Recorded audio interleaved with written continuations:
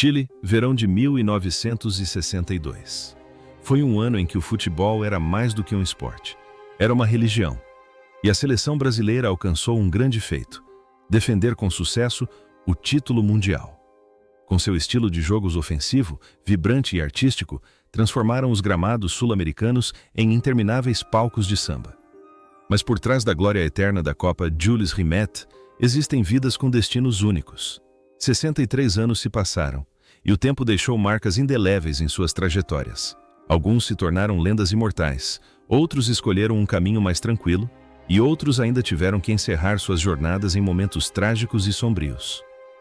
Vamos relembrar a trajetória tumultuada dos 22 heróis que personificaram o espírito daquela geração de ouro do Brasil.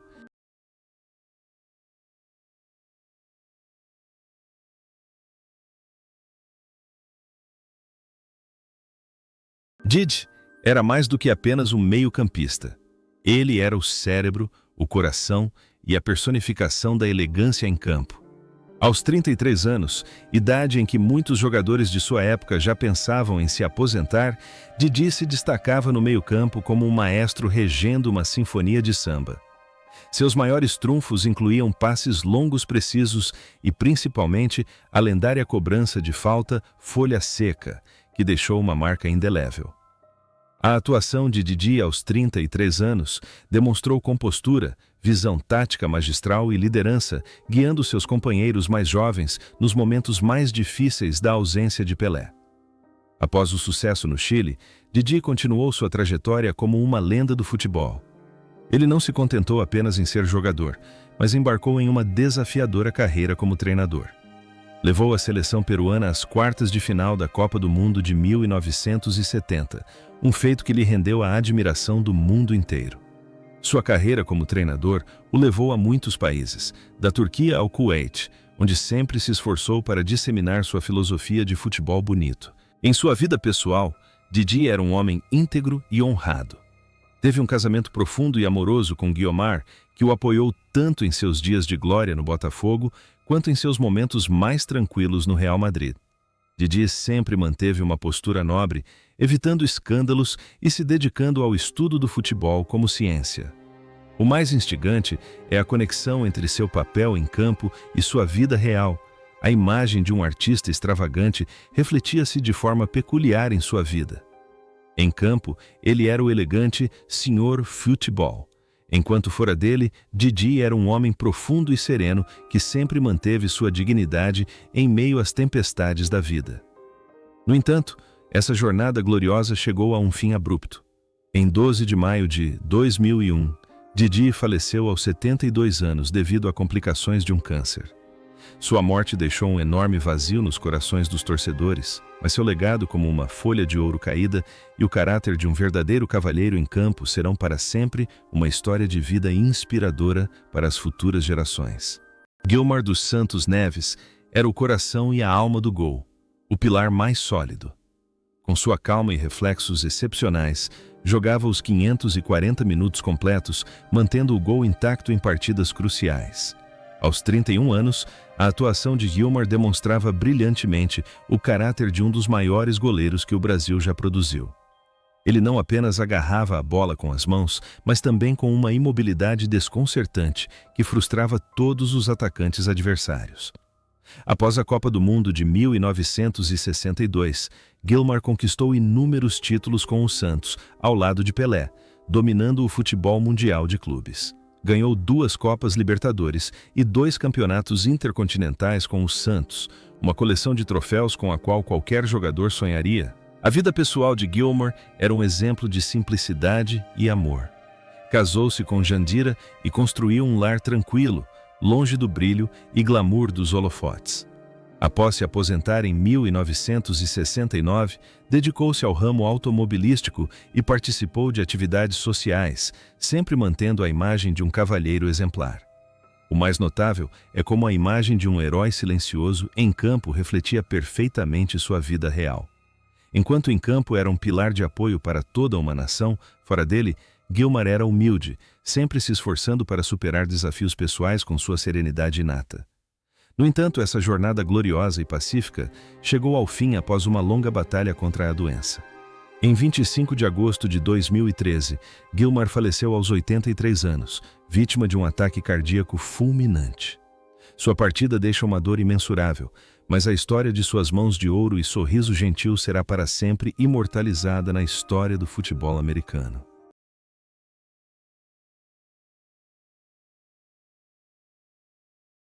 Mauro Ramos chegou à Copa do Mundo de 1962 com a responsabilidade de liderar a equipe, substituindo o lendário Bellini.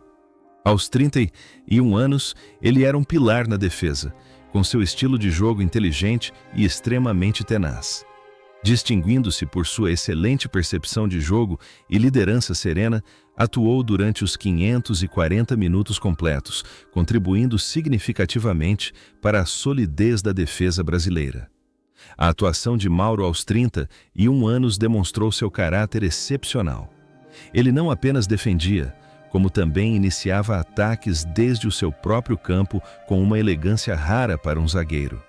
A carreira de Mauro após o torneio esteve intimamente ligada à glória do Santos. Ele se tornou o capitão que ergueu todos os troféus prestigiosos dessa era de ouro. Após se aposentar dos gramados, dedicou-se à carreira de treinador, comandando Santos e Coritiba, sempre mantendo sua filosofia de um futebol limpo e bonito.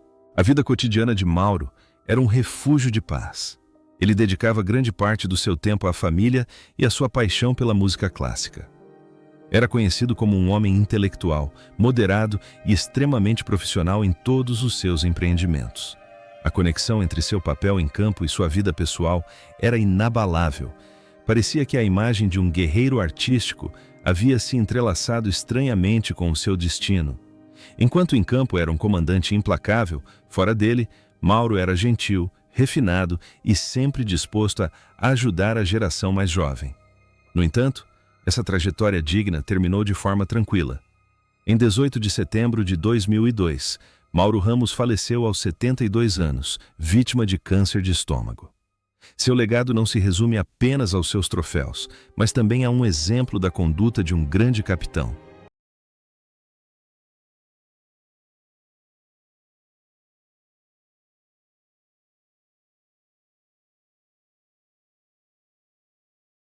Djalma Santos, na Copa do Mundo de 1962 no Chile, personificou uma resiliência atemporal.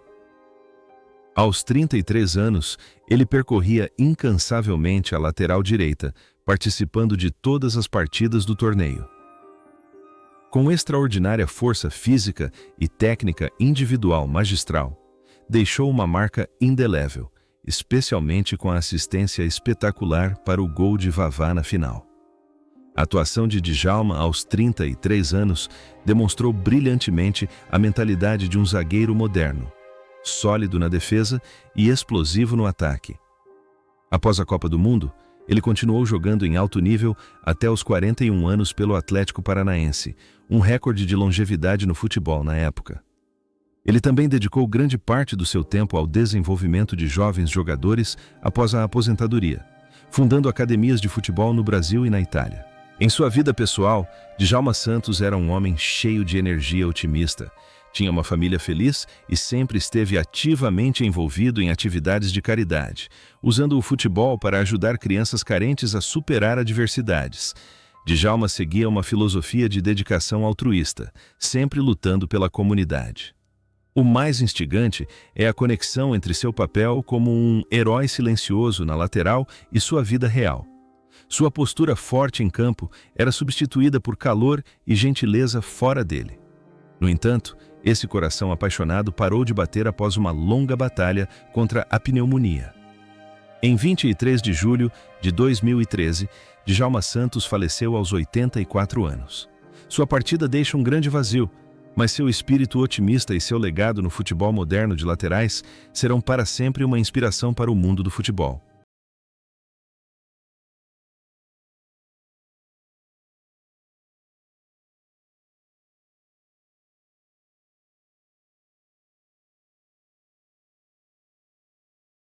Nilton Santos disputou a Copa do Mundo de 1962 aos 37 anos, uma idade rara no futebol de alto nível. Mesmo assim, O Enciclopédia jogou com muita serenidade na ponta esquerda, participando de todas as 6 partidas. Com sua inteligência excepcional e elegante domínio de bola, teve uma atuação brilhante, provando que idade é apenas um número quando se tem uma mente genial. Após conquistar seu 2º Mundial consecutivo, retornou ao Botafogo e jogou mais 2 temporadas antes de se aposentar, dedicando toda a sua carreira profissional de 16 anos a um único clube, uma prova de sua lealdade inabalável. Depois de pendurar as chuteiras, passou a escrever e aconselhar o clube, sempre ocupando um lugar especial no coração dos torcedores brasileiros. A vida pessoal de Nilton Santos foi uma jornada de profunda contemplação. Ele era um amante do conhecimento, ávido por leitura e pelo estudo da filosofia. Viveu uma vida tranquila com sua família, longe da agitação do mundo moderno. O mais instigante é como a imagem de um herói silencioso no campo de futebol refletia curiosamente sua vida real. Enquanto em campo era um tesouro de experiência, fora dele, Nilton era um homem humilde, sempre preocupado com o futuro do futebol de seu país. No entanto, seus últimos anos foram uma trágica batalha contra o Alzheimer. Gradualmente, ele se esqueceu de seus gols e troféus, mas o mundo jamais o esquecerá. Em 27 de novembro de 2013, Nilton Santos faleceu aos 88 anos devido a complicações de uma infecção pulmonar. Sua morte encerra um capítulo glorioso na história do futebol, deixando para trás uma história de vida inspiradora sobre lealdade e sabedoria duradoura. Vavá foi um terror para todas as defesas na Copa do Mundo de 1962 no Chile. Aos 27 anos, ele estava no auge de sua carreira como centroavante, possuindo uma potência devastadora e um instinto matador implacável. Com 4 gols, tornou-se o artilheiro do torneio, especialmente com seus 2 gols na final, fazendo história como o primeiro jogador a marcar em 2 finais consecutivas de Copa do Mundo. A atuação de Vavá aos 27 anos demonstrou brilhantemente o caráter de um leão na área, alguém que sempre sabia brilhar nos momentos decisivos. Após a Copa do Mundo, jogou pelo Clube América no México e mais tarde pelo San Diego Toros, nos Estados Unidos, levando sua mentalidade goleadora brasileira por todo o continente. Depois de se aposentar, tornou-se treinador, tendo comandado a seleção brasileira sub-20 e trabalhado como auxiliar técnico em clubes de prestígio. A vida pessoal de Vavá foi uma série de lutas incessantes para superar adversidades. Ele passou por períodos difíceis em relação à sua saúde e finanças após a aposentadoria, mas sempre manteve um espírito otimista e o amor pelo futebol. Vavá era um homem direto e sincero que amava profundamente sua família. O contraste mais marcante entre sua imagem de um guerreiro feroz em campo e sua alma gentil e sensível fora dele era notável. Ele guardava com carinho as lembranças de seus companheiros de equipe e frequentemente organizava reencontros com ex-jogadores. No entanto, esse coração corajoso foi interrompido por um AVC. Em 19 de janeiro de 2002, Vavá faleceu aos 67 anos. Sua morte deixou os torcedores profundamente tristes pela perda de um grande artilheiro que dedicou sua juventude a trazer alegria ao Brasil.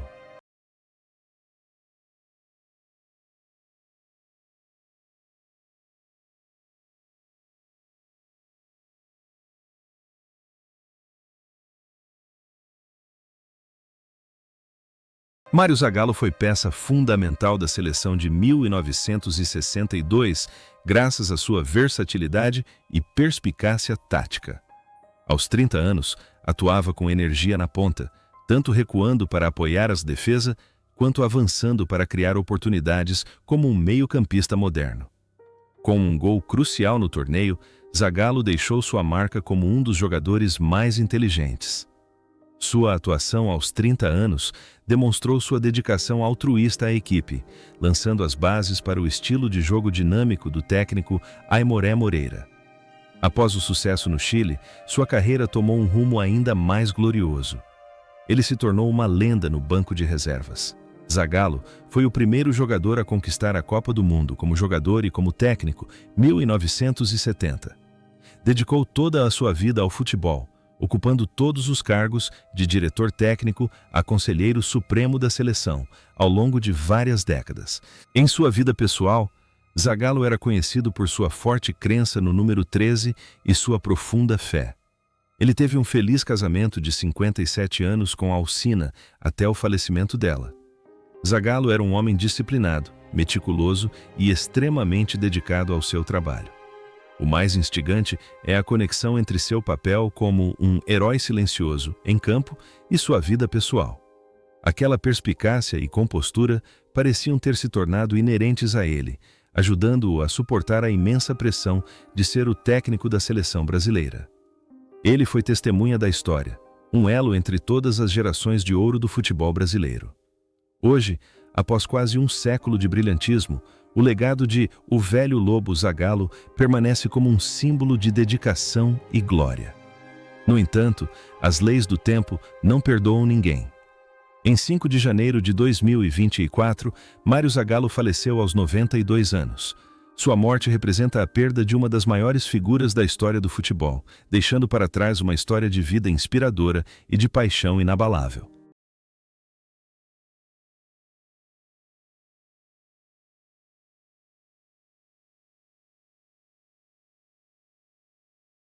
Zito era o coração e a alma do meio-campo, apelidado de o técnico em campo. Aos 29 anos, ele não só jogava com muita coragem, como também controlava o ritmo e motivava seus companheiros. Foi Zito quem marcou o gol da vitória na final contra a Tchecoslováquia, fazendo o placar de 2-1 com uma arrancada poderosa para dentro da área. A atuação de Zito aos 29 anos demonstrou brilhantemente o caráter de um líder discreto, que sempre sacrificava a glória pessoal para proteger a estabilidade de toda a equipe. Após o torneio, sua carreira continuou intimamente ligada ao Santos, onde desempenhou um papel crucial na descoberta e no desenvolvimento de jovens talentos como Neymar e Robinho. Ele dedicou sua vida, após a aposentadoria, a trabalhar na diretoria do Santos, contribuindo com seu conhecimento para o futuro do clube. A vida pessoal de Zito era um modelo de seriedade e responsabilidade. Ele viveu uma vida simples e modesta em Santos, onde era considerado um exemplo de lealdade. Zito era um homem de família, sempre mantendo a compostura e a integridade em todas as circunstâncias. O mais instigante é a conexão entre seu papel em campo e sua vida real. A imagem de um guerreiro, liderando seus companheiros de equipe, personificava perfeitamente sua vida. Em campo, ele era um protetor. Enquanto fora dele, Zito alimentava os sonhos das crianças. No entanto, essa jornada apaixonante chegou ao fim após uma longa doença. Em 14 de junho de 2015, Zito faleceu aos 82 anos. Sua morte deixou uma profunda tristeza, mas seu legado de uma alma dedicada e a força de um líder serão para sempre um farol para as futuras gerações de meio-campistas.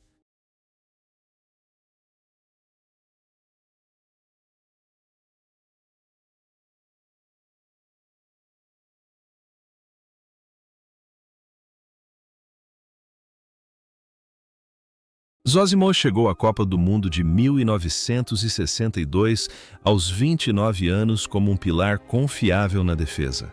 Um substituto à altura de seus antecessores, jogou os 540 minutos completos, demonstrando um estilo de jogo inteligente e corajoso. Distinguindo-se por sua excelente capacidade de cobertura e espírito de luta feroz, deixou uma marca indelével, contribuindo significativamente para a conquista do Brasil de sofrer apenas 5 gols em todo o torneio. A atuação de Zósimo, aos 29 anos, demonstrou brilhantemente a notável maturação de um zagueiro que havia sido reserva em 1958. Após seu sucesso no Chile, continuou jogando pelo Bangu e pelo Flamengo antes de se transferir para o Peru e El Salvador para os últimos anos de sua carreira. Em seguida, iniciou uma carreira como treinador com grandes esperanças de incutir uma filosofia defensiva científica na geração mais jovem. A vida pessoal de Zósimo foi marcada por momentos sombrios. Ele era conhecido como um homem gentil e emotivo, que sempre desejou contribuir para o futebol comunitário. Após se aposentar, dedicou grande parte de sua energia ao desenvolvimento do futebol em áreas carentes. O que nos faz refletir é a conexão entre seu papel como um herói silencioso em campo e sua vida real. Enquanto em campo era um defensor do gol, fora dele, Zósimo enfrentou as cruéis reviravoltas do destino. Sua promissora trajetória de vida chegou a um fim trágico e abrupto. Em 17 de julho de 1977, Zósimo faleceu aos 45 anos em um terrível acidente de carro no Rio de Janeiro. Sua morte prematura, no auge de seu talento como treinador, deixou um enorme vazio e uma dor imensurável nos corações dos torcedores, tornando-se uma das tragédias mais dolorosas da geração de ouro de 1962.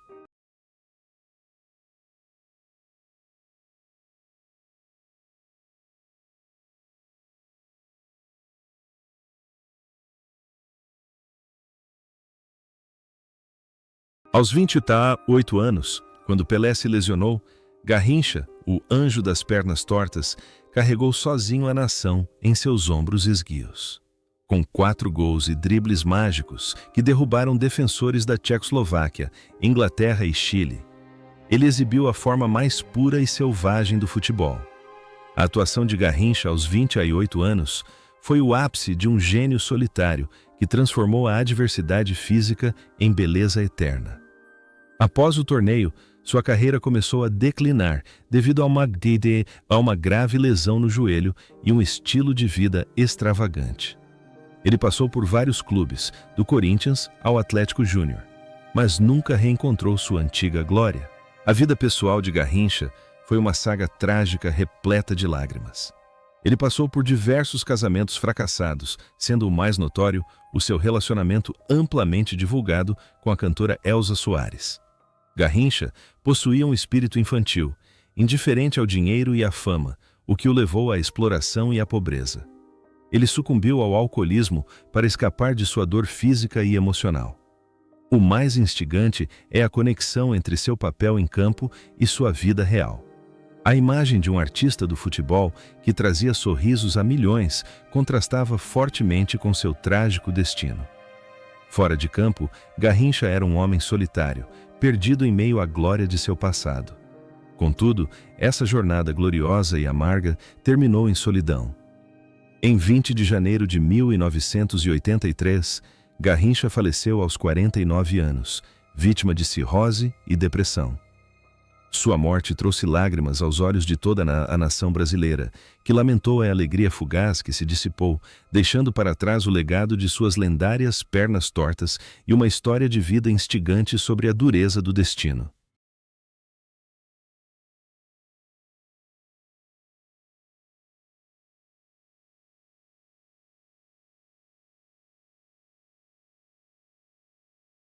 Amarildo entrou na Copa do Mundo de 1962, sob imensa pressão. Substituir o lesionado Pelé. Aos 22 anos, o jovem jogador do Botafogo alcançou o impensável. Apelidado de O Possuído, por seu estilo de jogo explosivo e destemido, marcou 3 gols preciosos, incluindo o gol de empate que iniciou a virada na final.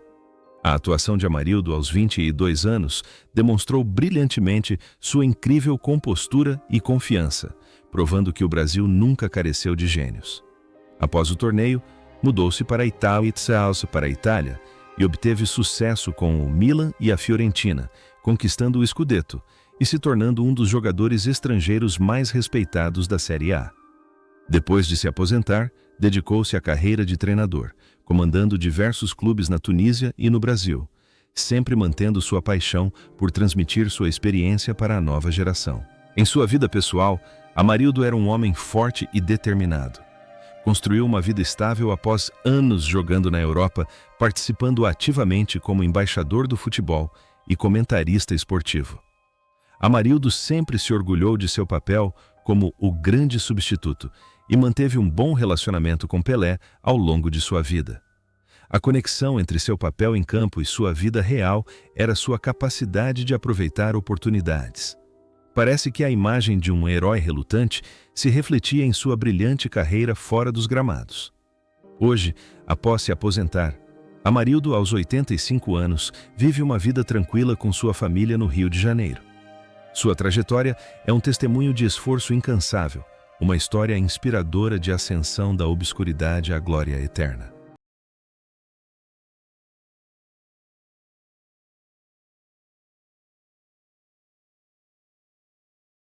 Aos 21 anos, Pelé estava no auge de sua carreira, após conquistar a Copa do Mundo de 1958, e era esperado que dominasse o torneio. No entanto, uma grave lesão na coxa durante a partida da fase de grupos contra a Tchecoslováquia o obrigou a deixar prematuramente o campo chileno. Embora tenha jogado apenas 180 minutos e marcado um gol espetacular, a influência do rei do futebol permeou toda a equipe. Ele passou a maior parte do tempo no banco de reservas, incentivando e inspirando seus companheiros, demonstrando grande caráter e espírito de equipe. Após o torneio, Pelé continuou sua trajetória como uma das maiores lendas da história, elevando o futebol a novos patamares, com um terceiro título mundial em 1970 e milhares de gols marcados pelo Santos e pelo New York Cosmos. Ele se tornou o rosto global do futebol, um embaixador da paz e um símbolo eterno da vitória. Em sua vida pessoal, Pelé foi um homem de profunda influência fora dos campos. Ele atuou como ministro do Esporte do Brasil e participou de inúmeras atividades beneficentes para a Unesco e o Unicef. No entanto, sua vida não foi isenta de momentos difíceis, desde casamentos fracassados até eventos familiares complexos. Pelé sempre encarou tudo com sabedoria e seu característico sorriso radiante. O mais instigante é a conexão entre seu papel como rei do futebol e sua vida real. A imagem de um herói que sempre carregava as expectativas do mundo inteiro o personificava completamente. Contudo, essa jornada gloriosa chegou ao fim.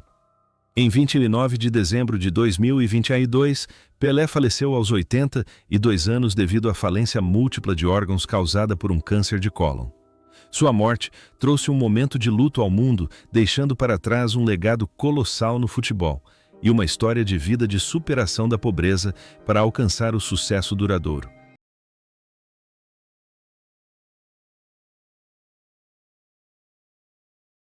Hilderaldo Bellini chegou ao Chile em 1962 como um veterano reverenciado, após liderar o Brasil à vitória em 1958. Aos 32 anos, apesar de não ter jogado um único minuto, devido a considerações táticas da comissão técnica, sua presença na equipe foi uma fonte inestimável de moral. Bellini não era apenas um zagueiro talentoso, mas também um símbolo de coragem e dedicação. Ele sempre manteve um alto nível de preparo físico e atuava como mentor para seus companheiros mais jovens no vestiário. Após o torneio, continuou jogando pelo São Paulo e Atlético Paranaense antes de se aposentar. Depois de pendurar as chuteiras, Bellini não seguiu uma carreira de treinador de destaque, mas optou por contribuir para o futebol em funções discretas de gestão, sempre respeitado como um cavalheiro do futebol brasileiro. A vida pessoal de Bellini foi um exemplo de integridade e compaixão. Ele viveu uma vida tranquila com sua família em São Paulo, dedicando grande parte do seu tempo a atividades comunitárias e cultivando valores morais na geração mais jovem de jogadores. Bellini sempre seguiu a filosofia: a verdadeira glória está no caráter, não nas medalhas. O mais instigante é a conexão entre seu papel como guardião em campo e sua vida pessoal. Sua firmeza e compostura o tornaram um pilar de apoio para sua família em todos os momentos, bons e ruins. No entanto, os últimos anos de Bellini foram uma jornada desafiadora, pois ele sofria da doença de Alzheimer. Em 20 de março de 2014, Hilderaldo Bellini faleceu aos 83 anos. Seu legado não se resume à imagem icônica dele erguendo a taça da Copa do Mundo de 1958, imortalizada em uma estátua em frente ao estádio do Maracanã, mas também há uma história de vida inspiradora, marcada por sacrifício e orgulho nacional.